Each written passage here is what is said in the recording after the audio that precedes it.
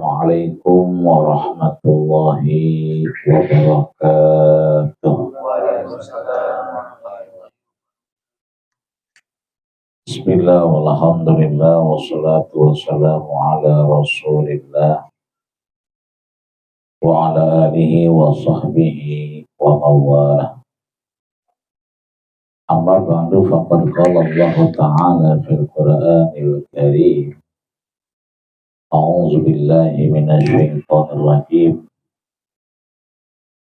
Wa amma bi ni'mati rabbika fahaddits.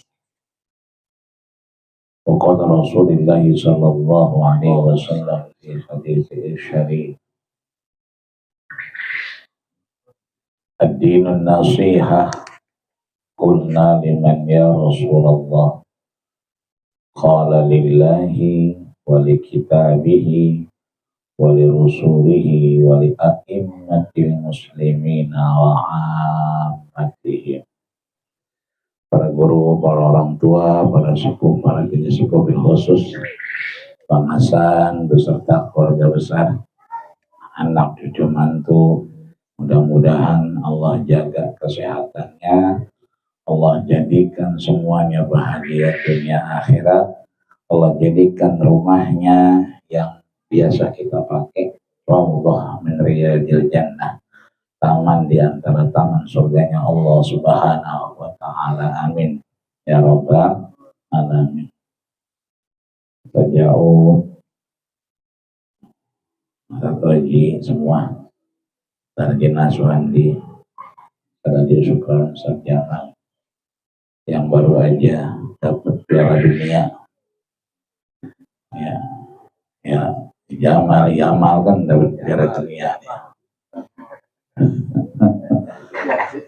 Pengirin mudah-mudahan semuanya Allah jadikan pengorbanan kita malam hari ini mizanil hasanat, catatan amal soleh di hadapan Allah Subhanahu wa ta'ala. Salawat dan salam pada baginda kita Rasulullah sallallahu alaihi wasallam. Mudah-mudahan kita menjadi umatnya yang istiqomah ngaji, istiqomah nyari ilmu, istiqomah duduk di raudhah min riyadil jannah. Biar kata capek kalimat pada kerja ya. Mudah-mudahan insya Allah ganti dengan yang terbaik di sisinya. Amin ya rabbal alamin. Sebab kalau kita lihat saudara kita yang katanya TKI apa ya, sekarang berubah namanya, bukan TKI, TMI, Tenaga Migran Indonesia. Itu asal pulang kerja ngaji, dari ngaji itu jadi mushola, jadi masjid. Kalau kita lihat di YouTube itu, yang ngaji bukan pelajar, bukan mahasiswa. Yang ngundang-ngundang guru kita, siapa aja pada datang ke sana, itu bukan pelajar. Tapi diaspora itu orang pindah dari Indonesia, cari nafkah atau cari ilmu, menetap di waktu yang lama. Kalau kata istana mah diaspora Indonesia, orang yang tinggal di luar negeri. Itu nggak ada dia asal habis kerja tidur, habis kerja ngaji, kerja ngaji. Sebelum tidur di rumahnya dia pasti sempetin ngaji. Makanya pengajiannya rame. Karena kalau nggak ngaji rasanya ada yang kurang. Karena rata-rata berangkat, satu kerja, dua emang nyari nafkah. Mereka udah nggak pernah ngaji kalau kerja. Caranya ngaji ya habis kerja dia ngaji. Ini kan udah pada kerja semua nih, pada capek semua rumahnya. Tapi datang ke sini, mudah-mudahan Allah jadikan kita umat Nabi yang istiqomah. Amin ya rabbal alamin. Kita sambung ke hadis ke-7 dari hadis Arba'in Nawawi. Tadi 3 kali diulang ad-dinun nasihah. Jadi bukan diulang kurang kencang, bukan. Emang tulisannya 3 kali nih, salasan. Nabi ngulang ini 3 kali. Ad-dinun nasihah, ad-dinun nasihah, ad-dinun nasihah. Agama itu adalah nasihat. Maka ditanya Nabi, setelah Nabi ngomong 3 kali, nasihat buat siapa? Yang pertama kata Nabi, lillahi, untuk Allah. Yang kedua, wali kitabihi, untuk kitabnya. Yang ketiga, wali rusulihi, untuk rasulnya. Yang terakhir, wali a'immatin muslimina, untuk orang muslim, wa amatihim, dan umumnya. Kalau kita dengar ad-dinun nasihah, berarti apa tuh kira-kira? Agama itu nasihatnya. Tapi disebutkan di sini walahu maknan, ada 2 makna. Fal awwalu, yang pertama, huwan nashu lil muslimin. Yang kita paham bahwa nasihat itu agama, nasihat buat orang muslim. Jadi yang pertama ini yang kita paham, ad-dinun nasihah, agama nasihat secara umum. Tapi yang kedua, ternyata disebutkan wasani huwan nushu laulal umur.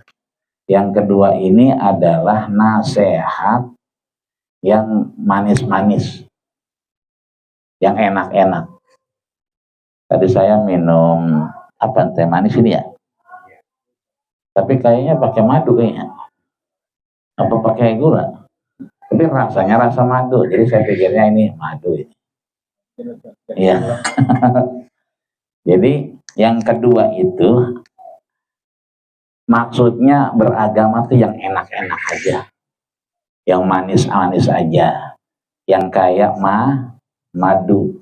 Makanya madu itu disebut dengan khalis. Rasanya begitu madu. Mau madu kuat kek, mau madu nggak kuat kek, ya sesuai ya. Tetap dia itu rasanya begitu manis, kita pahami. Maka yang kedua maknanya beragama itu yang enak-enak aja. Ya, ketemu beli bensin, ketemu mantan misalnya, ya nggak apa-apa, ya ngobrol. Kalau bini nggak nanya ya biarin. Kecuali bini nanya, jangan terlalu jujur. Masa apa itu mantan kita dulunya ya agak pulang itu mah. Artinya yang enak-enak aja. Dapat ojekan remeng-remeng cuman gitu. Jangan taruh dompet, taruh di kantong. Kalau mau taruh dompet jangan lurus, lepit. Terbini gitu ngeliat, nih apa dilepit, jangan yang itu mah. Emang apa? Udah dibilang jangan, yang lempeng aja. Yang lempeng warnanya biru doang, gimana ini? Justru juga yang lecek-lecek itu yang warna yang merah gitu. Tapi yang lempeng itu yang benar.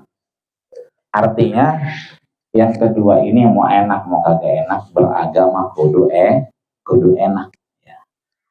Maka diartikan oleh ulama bahwa ad-dinun nasihah ini adalah tiap kita menasehati diri kita, datangnya kita ke Allah, ke agama, ke pengajian itu dengan niatun khalis. Apa itu? Niat yang bersih. Yang kedua kata ulama disebutkan safwatun nafsi, kesucian jiwa. So, kalau kita ya Kong Irin yang masih inget nih ya Kong ya, halo sa'i dari sofa ke marwah. Sofa artinya apa? Bening. Sofa itu bening, bersih. Jadi harus bersih dulu sebelum dia ngomong inna sofa wal marwata, sebelum dia teriak-teriak Allahu Akbar, Allahu Akbar, Allahu Akbar kabira walhamdulillahi katsira. Sebelum dia lari itu di pilar hijau, Rabbikfir warham wa'fu wa takarram wa tajawaz amma ta'lam.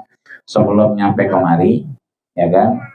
Dia nanti ke Marwa itu, sofa dulu baru Marwa. Sofa berarti bersih, Marwa berarti apa? Martabat, ya.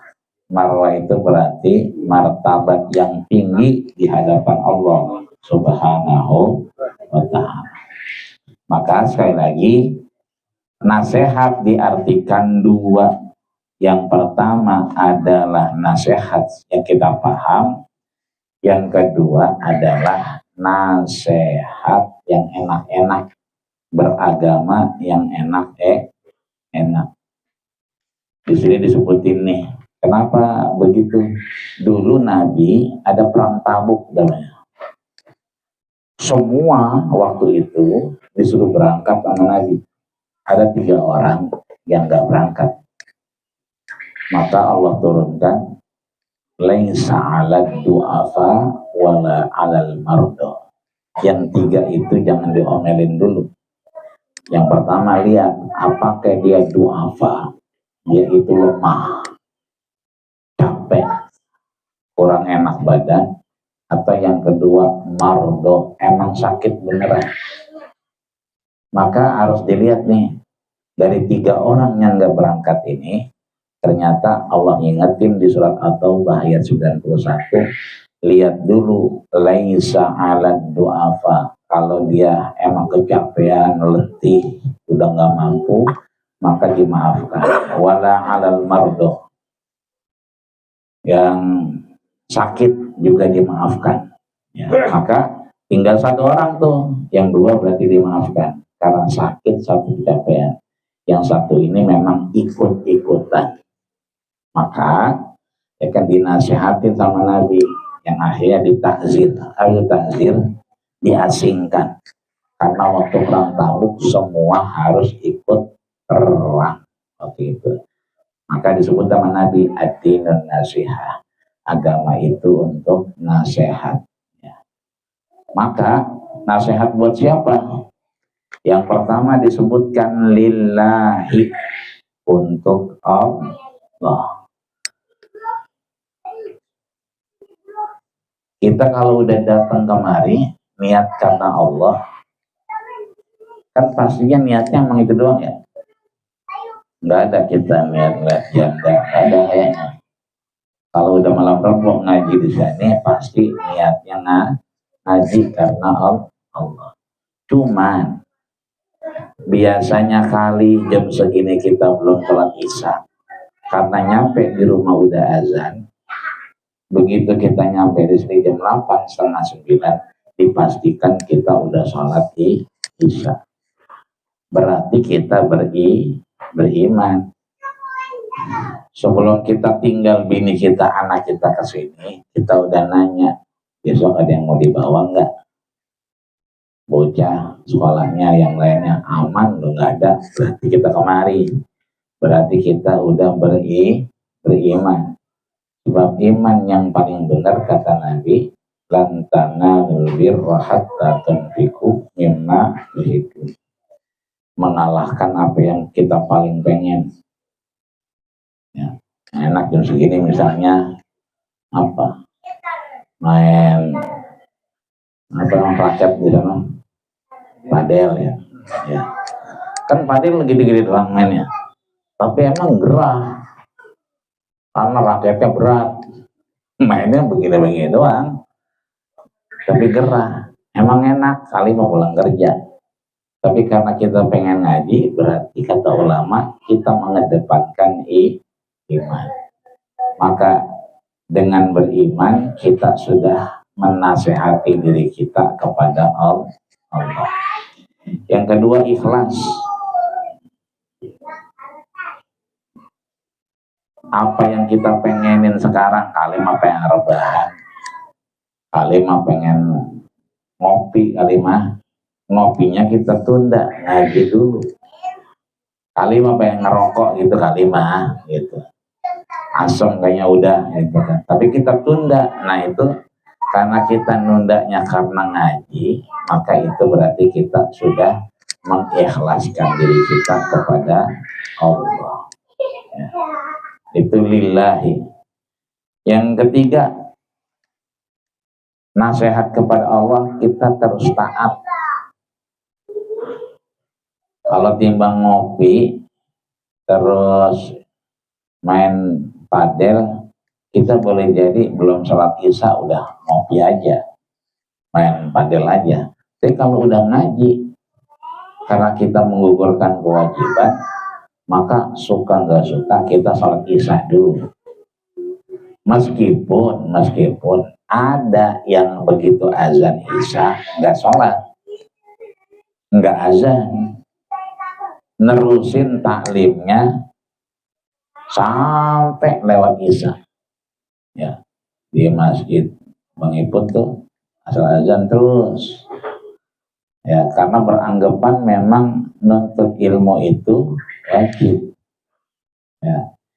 Isya berjamaah bisa diakhirkan, bahkan takhir sholat, sunnahnya diakhirkan sholatnya. Makanya ada beberapa masjid yang kalau kajian maghrib azan tapi nggak sholat, lanjut terus, karena berkeyakinan ngajinya wajib. Sholat isyanya berjamaah itu disunnahkan takhir, diakhirkan. Maka nanti jam 8:30 udah rapi kajian, sebelum ngopi, sebelum makan apa gitu, dia sholat isya berjamaah, yang diakhirkan. Kalau sudah kebiasaan boleh-boleh aja.